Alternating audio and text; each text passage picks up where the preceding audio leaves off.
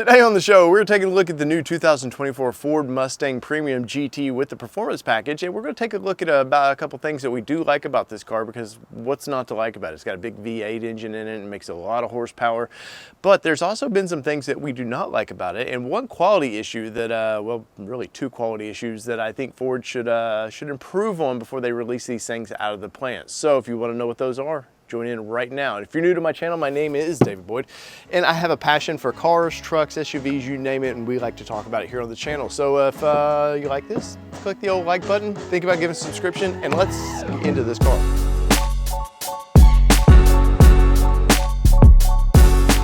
So part of the way we spec'd out our car was we wanted the Night Pony package, which gives you a blacked out roof, badging, the grille, the wheels are all blacked out, the mirror caps and everything. But what we did not expect was, well, and this is kind of a bummer, is when they do these roofs, I'm not sure how they paint the cars. I mean, I've seen paint booths of these cars and understand, you know, they're all painted at the same time, but I'm not sure how they do the roof exactly. If this is after the fact, they have to come in and do that or not. But definitely, they've some attention to detail there, because you can see it right here.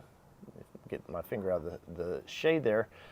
That is black paint, and it's swirled. Let's see if I can zoom in on that. But it's a swirly looking paint, and it's under the clear coat, because you can definitely feel it under the clear coat there. And well, it had to be when they did the roof of this car. Like I said, I'm not sure how they do this, and you know, if you know, you're in the comments, let me know how they do it exactly. But there's definitely been paint under that, and part of the quality, you should have seen this in quality, because they go through these seals. I've seen how they do this. They'll go through the seals, make sure everything, there's bright lights under this. That would have definitely stood out. But we also, the car came with a dent. I don't know if you can see it or not in the video there. So we can get in there a little bit, but there is a dent right there. And whether that was from some weather, that I know Detroit's had a lot of weather out there, so that might have got past quality, or did that happen actually when they were transporting those vehicles or what? But that, I happened to notice that the dealership didn't even catch that. And you would even thought, you know, that might have been when somebody was washing the car, they might have noticed that, because it's definitely in the bend of that car. It stands out like a sore thumb right there. But for quality, if that came from the plant that way, should have never came that way, and they should inspect these cars before, especially after they're on the truck for quite a while, or out in the parking for quite a while. They should probably have somebody just make sure that no hail damage or anything like that's been through each car. But that was a bummer to find out.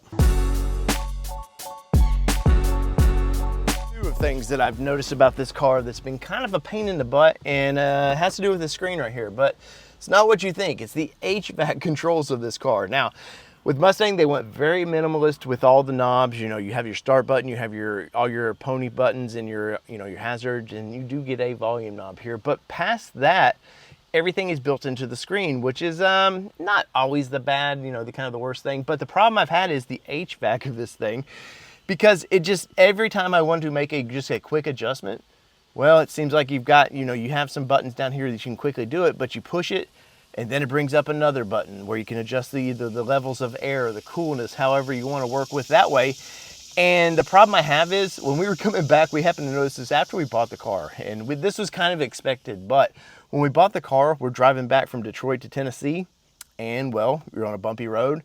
Hey, it's getting a little hot in here. Oh, let me go adjust it. And you find your fingers just moving up and down. Now you can, you know, I've learned to kind of brace my finger here on the dash a little bit, but you've got to be so careful pushing those buttons, and it just seems kind of a bummer that in this day and age, that for one, I do feel like they could have went just a little wider, something with the digital controls to make it a little bit more user friendly. But everything is built into this screen, and once again, I like the screen. My number one impressions of the screen initially was it's gonna distract me from the driving. I feel like it's gonna be my vision, which is not at all. This screen is very nice, and I love, of course, all the gauges and the way you can customize it. But anytime I need to get into the heated or cooled seats, even the heated steering wheel is all built into this system, which once again makes it, once you learn the car, I think you just learn to adapt and go on. But when you're used to analog buttons on the dash, it does make it just a little bit annoying when you're driving, you know, trying to enjoy the roads or even pay attention to the roads. It's just kind of annoying that you've got to really pay attention to the screen and not the road to make an adjustment. This is a budget-friendly sports car. There's no way to, the Mustang's always been that. So you kind of go into that expecting, okay, there'll be some plastics, some this and there and that. But there's just been some, I don't know, some ultra cheapness to this thing that I was not expecting. Now we have a Ford Bronco sitting next to me that is priced very similar to what this car is. And I don't feel like that the quality issues are the same as they might be with the Mustang. So let me show you. Part of the quality issues, and I happen to notice this anytime, so you have these pretty little buttons here. You've got your, you want to get into all your extra, your track modes, stuff like that. Here's your cars and coffee mode. Here's your hazards. Here's if you want to put it in quiet mode real quick. And then your, your defrosters, which is, like I said earlier, I kind of wish there was a few more HVAC buttons down here, but I've learned to adapt and overcome. Now, one of the quality issues I've noticed is you go to push one of these buttons and you just see this whole thing just move. And I feel like you can tell this is all definitely one piece, so I kind of understand this, but it's, once again, it's a slight bit of cheapness that I feel like that maybe shouldn't be in this car, because look, I'm just pushing the pony button there, or here's the cars and coffee mode, or the hazards, and well, you see everything just moves. And so it's not a very, you don't feel comfortable, like, did I make this selection or did I not? Because this whole plate just seems to move.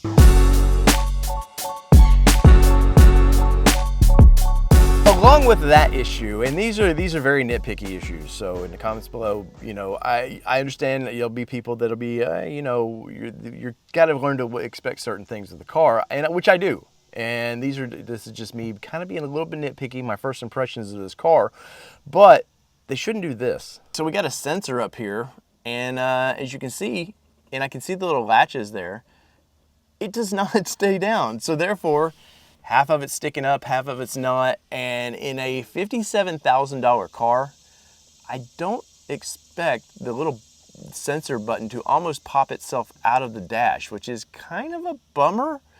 Where are you at with this? Is this just me being too nitpicky? But between these buttons, this whole thing moving, and dash pieces coming apart, it just seems like maybe a hair more quality should have been put into this car, of knowing you're going to push these buttons, or well, the thing in the dash shouldn't pop out at all. But I just think it's just minor. Now this is an early production vehicle, so these are to be expected with early production vehicles. So in the comments, let me know what you think.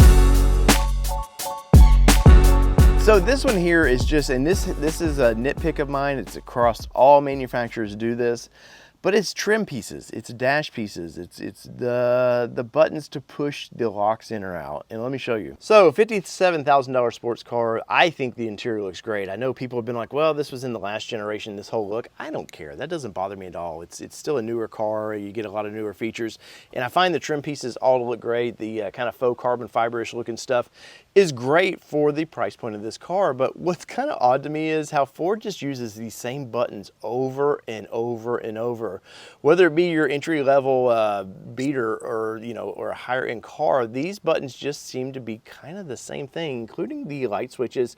I've spotted these before, all your controls here, and this is the exact same, the light switches here for on and off, which granted, I don't use these really ever because this thing has auto on and off beams, but it's the exact same thing that's in this. Well, let me show you. All right, we'll open up the old Bronco, and she's a little dirty there, but as you can see, it's the same switch. And over here, look, it's all identical, and I guarantee you the mechanicals of all this is probably identical there too, which once again does not bother me necessarily, except for the fact that I feel like, now Mustang's always been a a budget-friendly kind of sports car, but I just feel like for 24 versus a 21, and some of these have been carried over for quite a while with the Ford brand, I really wish they kind of made it a little different from everything else. So let me know in the comments below what you think. Now, one of the cool things is when you walk up to this car, how it greets you, how it kind of alerts itself and wakes up. As you can see, it just kind of comes alive, which is actually kind of cool. And I love the whole strobing of that. And it does the exact same thing in the rear, which I find to be really cool. And when it's really dark out at night, kind of alerts people that, hey, if there was somebody next to your car and you're walking up, it kind of alerts somebody maybe, hey, there's somebody approaching. The owners of this car is coming up, and I find that to be very cool, very unique, and I really like that. One of the reasons why you buy a Mustang is because from the factory, they've always sounded just great. There's nothing about this exhaust that I need to change. Now, I've seen some people already changing out the Y pipes and stuff, and they get a little bit louder, which is cool, don't get me wrong. But I think from the factory, this thing just sounds, it's amazing. And the cold startup on these is something to experience. So let's check this out. Oh, listen to those ponies purr, man. I love it. It's such an exciting car when you hear that. And this is not even in any kind of active exhaust mode, really. So let's change it to track. I just heard it get a lot bassier. And,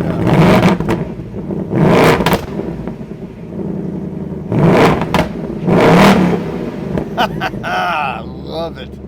I love it.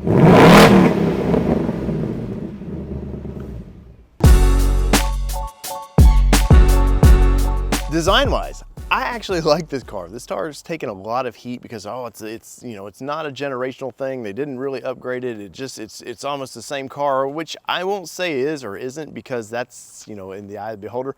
But I like the way this thing looks, and I know there's the whole Camaro because of the fender things back there, which I don't care. Guess what? They're still making this car, and well, the Camaro is sadly going away, but overall design of this thing, I like it quite a bit. It looks mean, especially with the Night Pony package. The lights look blacked out. It's very menacing at night, and I love that. Next up for this car is seating position, and I have to say, this car sits really, really comfortable. We drove all the way from around Ann Arbor, Brighton Ford, all the way to Tennessee. Now, we broke that trip up. You've seen the video. We had to stop at IKEA, you know, to see what we could shove in this thing. But I have to say the seating position of this car is very comfortable. The seats are very nice. Of course, this is the premium edition, so you're going to get heated and cooled seats, which Kelly loves the cooled seats, which she's kind of making me a believer of that. But overall, comfort to this vehicle is just, I love it. And I've drove all what I call the big three of this rear wheel drive, this size car, all the little cars like the Supra. Very nice interior, probably slightly nicer interior than this, but seating position, and you can't see out of that thing. Nissan Z felt slightly cheaper than this, and you're so low to the ground, much like Supra, you're a lot lower to the ground than this car is, but seating position is for a long ride is just not very comfortable. So I'm gonna give it to the Mustang on this, and any chance I get my hands around the steering wheel, go down the road, I'm happy. Next point that I like, and you've got to look under the hood, and how can you not like this? American horsepower, American V8 horsepower, very torquey car. How can you not like the all-new Coyote engine? This dual throttle body setup is amazing. It's fun to look at. Ford actually put a cover over all the intake and everything, which I'm so happy about because, well, the thing over there they did, and it's like somebody threw spaghetti all over the place. But you can look at this vehicle, look at the inside of it, and you can just, there's something about looking at a big V8 like this, it's just enjoyable. You know, just like the whole caveman-y aspect of how the mechanicals, how does, you know, it's fire, exploding, making the pistons push up, you know, turning valves. It's just something about it, and I think Ford has a home run on this, and I can't wait to see what all the tuning shops do to this thing, because we're at 486 horsepower now. The Dark Horse is at 500. Does this car, can you make 520 out of this car with a couple of simple mods? That's one of the reasons I like this engine, is because people know it, they've tweaked it already, and it should be pretty easy to do this one. So in the comments below, let me know what you think about this. I know these were kind of softballs that, you know, some of these were pretty simple, and some of them I just think are kind of quality issues that Ford could fix. And overall, this car so far, our 3 weeks that have been around it, has been a home run for us. I think just a couple quality issues, I think the dealership will fix that, no problem. There's things, this being a first run production model, there's gonna be kind of little things to be expected, so I'm not totally freaking out about it, and I'm not really freaking out about any of these problems, because when I get in this car, It's so much fun to drive. It's just, I do not turn the radio on. I bet I haven't turned the radio on 3 times in this car because the V8 sounds so good. I keep that exhaust in sports mode and I just go for drives and just enjoy it, and I think you will too. So in the comments below, let me know what you think of it. Do you have one of these just yet? What problems have you had with it, or what little things have you noticed? Give us a comment below and let us know what you think, and if you haven't yet, smash that like button for us and think about giving us a subscription. We're gonna work hard to see what this car is all about and let you guys know. So whether it be 2-wheel drive, 4-wheel drive, or this rear-wheeled bad mother effer I get to drive, thanks to you guys. It's been your All Terrain Nation. I'm your host, David Boyd, and we are out. Peace, everybody. Love y'all.